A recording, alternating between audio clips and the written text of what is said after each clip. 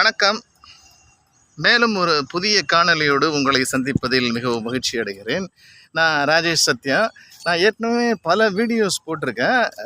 இதில் இன்றைக்கி நான் போட போகிற வீடியோ நம்ம ஏற்கனவே பார்த்த உளவியல் சம்பந்தமாக இல்லை. இது கொஞ்சம் இன்ஜினியரிங் சம்பந்தமான ஒரு வீடியோ. அதனால தான் நான் வெளியில் அவுட்டோர்லேருந்து இப்போ நான் பேசுகிறேன். நான் என்ன அப்படின்னா, நீங்கள் இப்போ நான் பேச போகிறது என்ன அப்படின்னா, நம்ம ஒரு சில கட்டுமானங்கள், அதாவது இப்போ உதாரணத்துக்கு நீங்கள் எடுத்துக்கிட்டீங்கன்னு வச்சுக்கோங்களேன். இப்போ கட்டுமானத்துடைய பேசிக்ஸ் அப்படின்னு நீங்கள் பார்த்தீங்க அப்படின்னா, ஆர்ச்சஸ். ஓகே, இந்த ஆர்ச்சஸ்ங்கிறது எப்படி ஒர்க் ஆகுது, அதே மாதிரி மற்ற ஸ்ட்ரக்சர்ஸ் எப்படி ஒர்க் ஆகுது அப்படிங்கிறத சிம்பிளாக உங்களுக்கு விளக்கிறதுக்காக தான் நான் இந்த இதை பற்றி ஒரு வீடியோ போடுறேன்.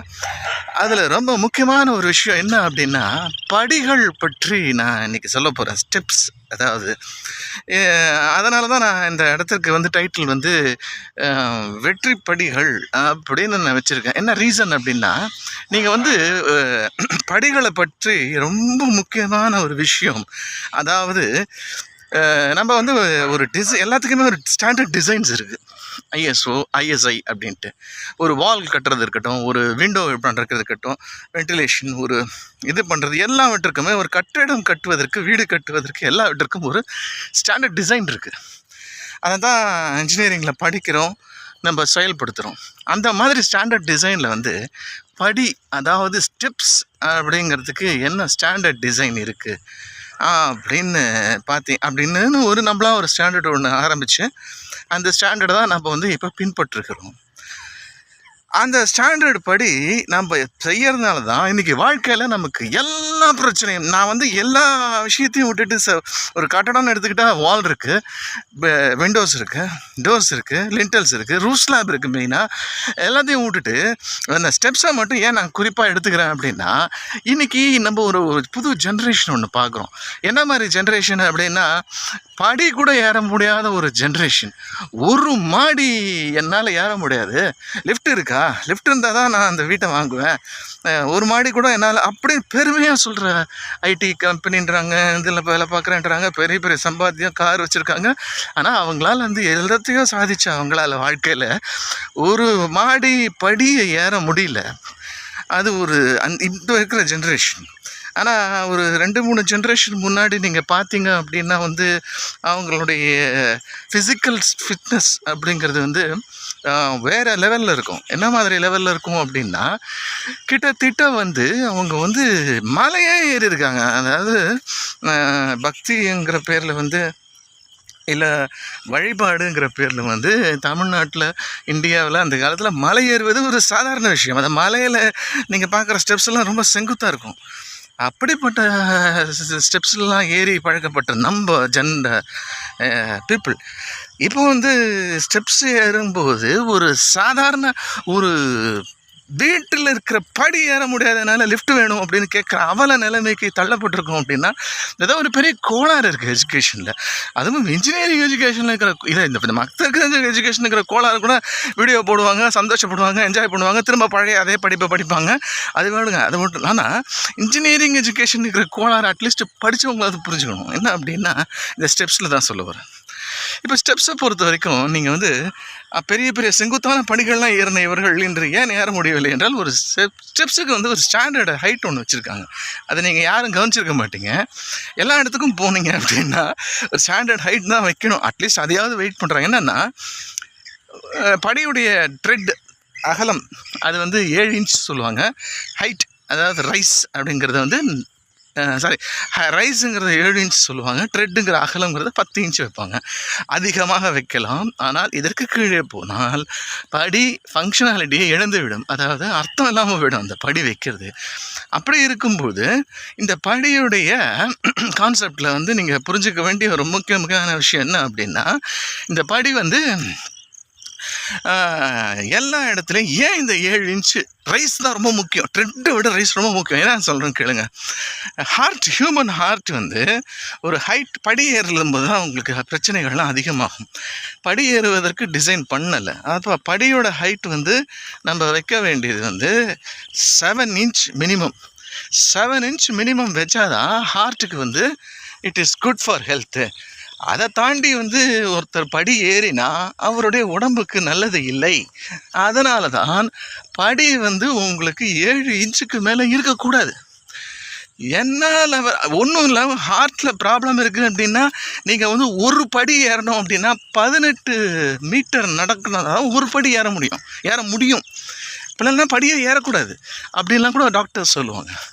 அந்த அளவுக்கு அந்த படியோட ஹைட்டு எவ்வளோ இம்பார்ட்டன்ஸ் இருக்கும் பொழுது அதை வந்து ரொம்ப ரொம்ப கம்மியாக நம்ம நெக்லெக்ட் பண்ணுறோம். எதுக்காகன்னா இடம் இல்லை. நம்ம வந்து படியோடைய லென்த்தை கம்மி பண்ணி நிறையா படி வச்சா ஏக்கச்சக்கமாக இடம் எடுக்கும். வீட்டில் பில்டருக்கு லாபம் வராது. முதல்ல வந்து இப்போ கட்டடம் கட்டுறதெல்லாம் வந்து எல்லாருக்கும் வீடு கட்டி கொடுக்கறதுக்காக யாருமே கட்டடம் கட்டல. லாபம் சம்பாதிக்கிறதுக்கு தான் கட்டடம் கட்டுறாங்க அத்தனை பேருமே. இந்தியாவில் லாபம் சம்பாதிக்கணும்னு வரும்போது இடத்த வேஸ்ட் பண்ணக்கூடாது. அவங்களுடைய பாயிண்ட் அதுதான். ஆனால் எத்தனை மாடி வேணாலும் எழுப்பிக்கிட்டே போகணும் நம்ம பாட்டுக்கு. விதிகளை மீறி எழுப்பலாம், அதெல்லாம் கண்டுக்க மாட்டாங்க இந்த ஊரில். அப்படி இருக்கும்போது அந்த படியோட ஹைட்டை வந்து இவங்க என்ன பண்ணுறாங்க, 7 இன்ச்சுக்கு மேலே 7 இன்ச்சுக்கு மேலே கூட போகிறாங்க. இந்த விதிகளை மீறி இவங்க வந்து கட்டடம் கட்டுவது மாதிரி எல்லாத்தையும் பணத்துக்காக வந்து இவங்க வந்து இந்த படியோட ஹைட்டை வந்து டிசைன் பண்ணுறது 7 இன்ச் பண்ணுறாங்க, அது கூட 8 இன்ச்சோடு பண்ணுறாங்க. ஆனால் அதுக்கு கீழே யாருமே போக மாட்டாங்க. அங்கே தான் இருக்குது பிரச்சனையே. நீங்கள் வந்து எதனால் வந்து ஒருத்தருடைய வாழ்நாள், அதாவது லைஃப் ஸ்பேனோ இருக்கட்டும், ஒரு ஹெல்த்தியான ஃபிட்னஸான ஏன் வாழ முடியல அப்படின்னா அந்த படி 7 இன்ச்சுங்கிறத நம்ம சாதாரண மனுஷன் நம்மளால் சொல்ல முடியல, ஏற முடியல. கரெக்டாக சொல்லணும் அப்படின்னா நீங்கள் ஒரு சும்மா எக்ஸாம்பிளுக்கு நான் சொல்கிறேன். நீங்கள் ஒரு படியோட ஹைட்டை வந்து ஒரு 3 இன்ச்சு ஜஸ்ட் 3 இன்ச்சு வந்து ஒரு படியோட ஹைட்டை வச்சு பாருங்கள். நீங்கள் எத்தனை படி வேணாலும் ஏறலாம். இப்போ நீங்கள் படி ஏறும்பொழுது நீங்கள் வந்து அதுக்கு ப்ரூவ் பண்ணுறதுக்காக தான் நான் இந்த இடத்த தேர்ந்தெடுத்தேன். இது வந்து ஒரு ஏரி. இந்த ஏரிக்கு ஒரு அழகான படிகளை பண்ணியிருக்காங்க. அந்த படிகளை ஏறும்போது நான் தான் செக் பண்ணி பார்க்குறேன் எவ்வளோ ஸ்மூத்தாக இருக்குது. எதுக்கு சொல்ல வரேன், இது வந்து ஒரு யாருமே உபயோகப்படுத்தாது, ஏன்னா யாருமே வரமாட்டேங்கிறாங்க, வைக்கிறாங்க. இந்த மாதிரி மலைகள் நீங்கள் ரேம்ப் வச்சுருப்பாங்க பார்த்துட்டீங்க ஹாஸ்பிட்டல்ஸில்.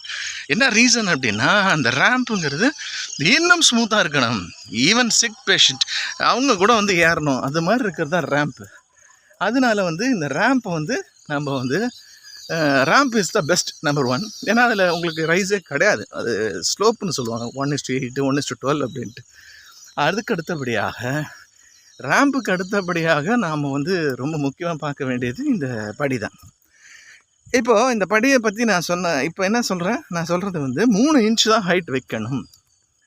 3 இன்ச்சு ஹைட்டு வச்சு நீங்கள் படி பண்ணால் இடம் அதிகமாக எடுத்தாலும் நீங்கள் வாழ்நாள் பூரா வந்து ஒரு ஹெல்த்தியான ஆரோக்கியமான லைஃப்பில் நீங்கள் யூ கேன் லிவ்.